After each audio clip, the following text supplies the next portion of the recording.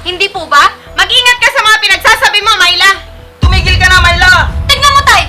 Mas kinakampihan mo pa tong babae to kaysa sa akin? Dahil ikaw ang mali! Dahil wala ka ng respeto sa amin ng tita mo! Nang dahil sa babaeng yan, Tay, kaya ako nagkakaganito!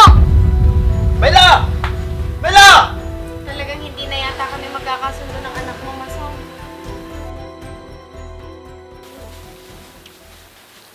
Myla anak, meron sana akong sasabihin sa'yo. Ano yun, Tay? Matagal ko nang pinag-isipan to. Sana, maintindihan mo ako. Ano ba yun, Tay? Paligoy-ligoy pa kayo. Sabihin nyo na. Mag-aasawa sana uli ako anak. Ano? Mag-aasawa pa kayo? Tay naman, ang tanda nyo na. Bata pa naman ako anak. Bakit? Ayaw mo ba? Hindi naman sa ganun, Tay.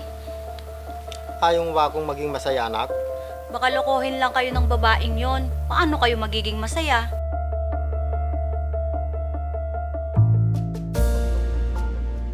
Baka pera lang ang habol sa inyo, Tay, at hindi nyo naman siya kilala ng lubusan. May trabaho naman siya, Myla.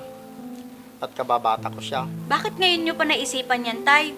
Matagal nang wala si nanay.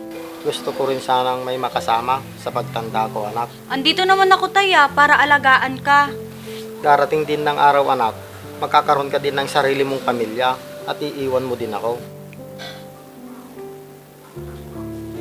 Sana, pagbigyan mo ang kahilingan ko anak. Sige, Tay, kayo pong bahala. Sana maging masaya kayo.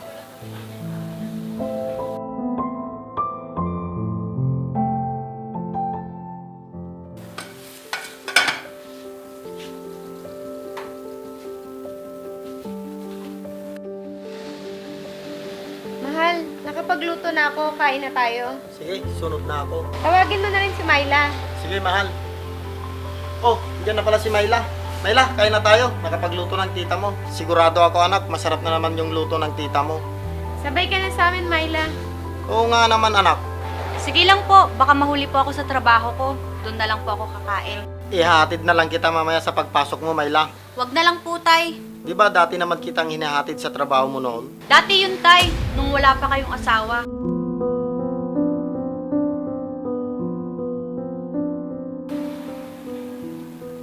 Parang hindi pa rin ako matanggap ni Myla na bago mong asawa, mahal. Babayaan mo muna siya, mahal. Baka nabigla lang siya sa naging desisyon ko. Magkakasundo pa kaya kami, mahal? Darating din ang araw na magkakasundo rin kayo, mahal. Basta, suyuin mo lang siya. Sige, mahal. Gagawin ko lahat na makakaya ko para tanggapin niya ako. Hayaan mo, mahal. At kakausapin ko rin siya. Sige, mahal. Tara, kumain na tayo. Ha?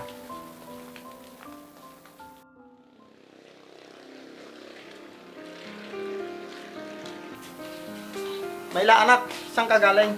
Diyan lang, Tay, naglakad-lakad. Wala naman akong trabaho ngayon. Kumusta naman yung trabaho mo, anak? Ayos lang naman, Tay. Medyo nakakapagod lang. Talagang ganyan, anak. Mahirap kumita ng pera. Ikaw, Tay, kamusta ang pamamasada nyo? Ayos naman yung pamamasada ko, anak. Pati ang tita mo, maganda naman yung kita niya. Tay, kayo lang naman ang tinatanong ko. Bakit pati si tita, sinasama nyo pa sa usapan?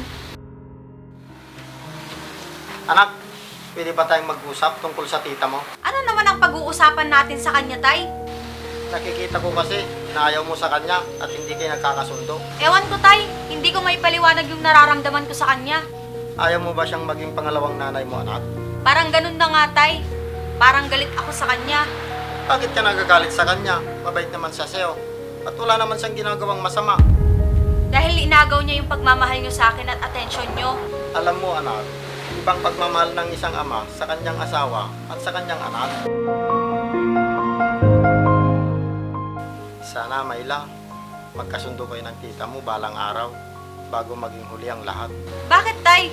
Anong ibig niyong sabihin? Sinabi niya kasi sa akin, pag hindi kayo nagkasundo, baka aalis siya dito at iiwan niya ako.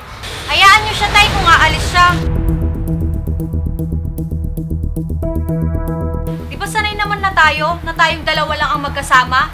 Simula nung nawala si nanay? Kaya hayaan mo lang siyang umalis. Pero mahal ko siya. Gaya ng pagmamahal ko sa nanay mo. Baka hindi ko kayanin pag umalis siya at iwan niya ako, anak.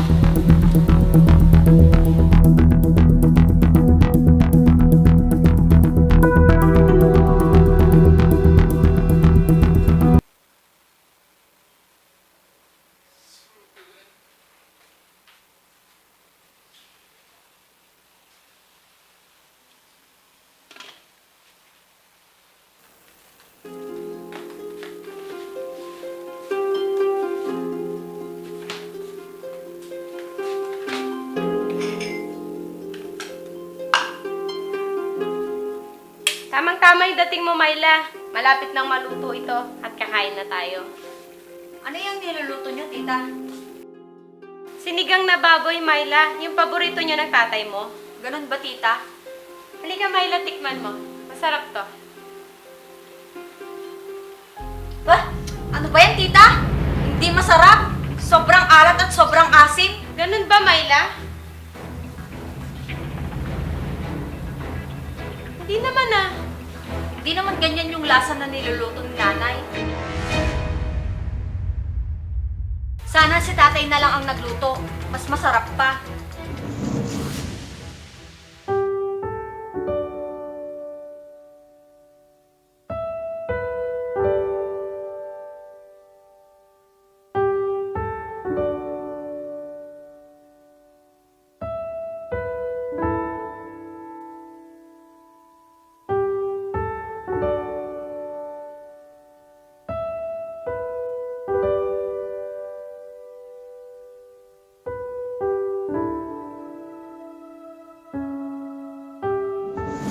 Asan ba si tatay, tita? Nasa kwarto, Myla. Nagpapahinga. Dapat kasi si tatay na lang ang pinagluto nyo at hindi kayo. Oh, Myla, saan ka pupunta? Kakain na tayo. Sa karinderya tay, bibili ng ulam.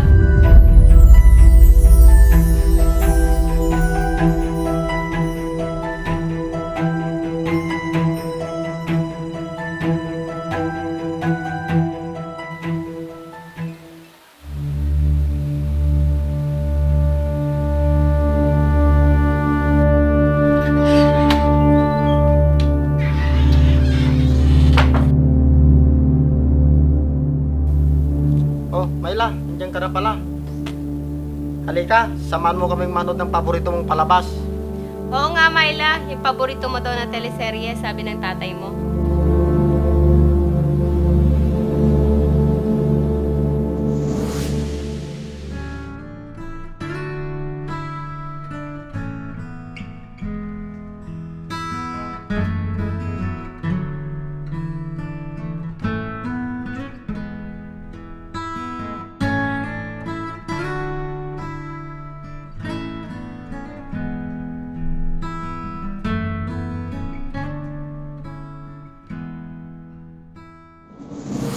Kayo na lang, hindi na ako nanonood ng teleserye.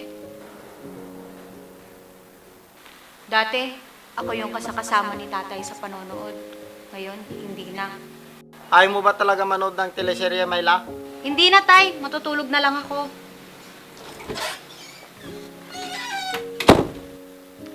Hayaan mo na siya, mahal. Baka pagod lang siya.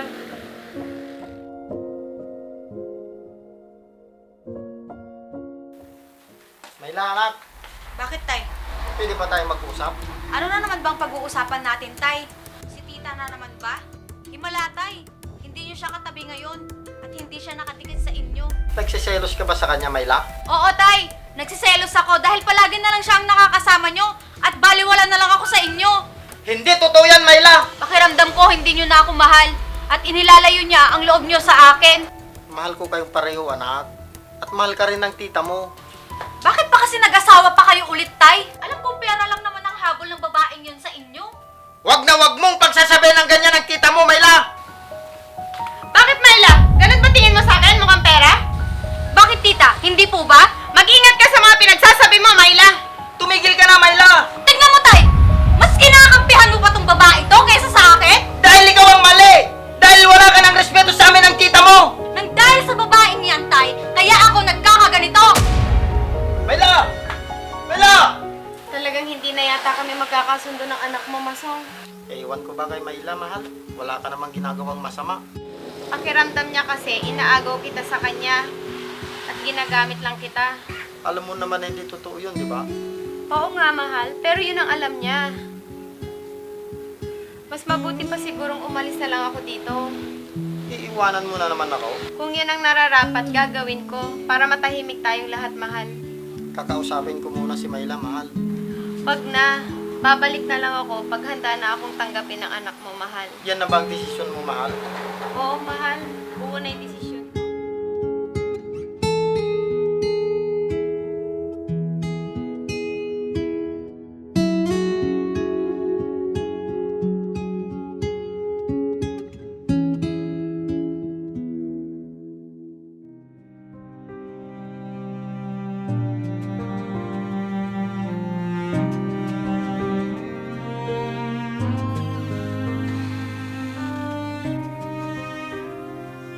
Ilang linggo nang ganyan si tatay simula nang umalis si tita.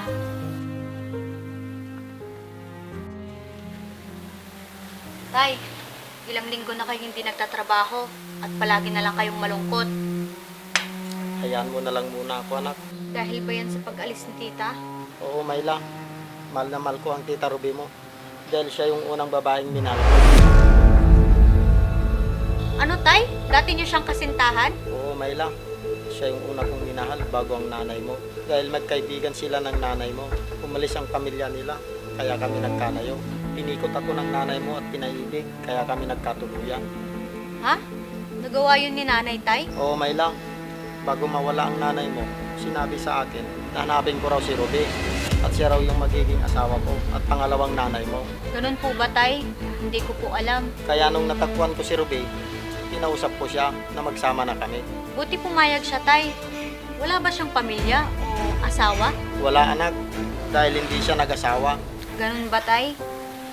Maling-mali talaga ang nagawa ko sa kanya. Oo anak, dahil hinusgan mo sa kagad. Oo tay, mapatawad pa kaya niya ako? Babalik pa kaya siya dito? Babalik lang siya kung matatanggap mo siyang maging nanay mo. Sige po tay, tatanggapin ko po siya bilang nanay ko at hihingi po ako ng tawad sa kanya. Talaga anak, tatanggapin mo na siya? Opo tay, pangako, hinding-hindi na po ako magsiselos. Sige anak, at pupuntahan ko siya. Sama ako tay, Ba't ka ba sasama anak? para tayong dalawa ang manligaw at mangsuyo sa kanya tay. Sigurado ka ba anak? Oo nga tay, tara na. Sige anak, tara na. Puntahan natin si Tita Ruby mo para suyuin siya. Sige tay.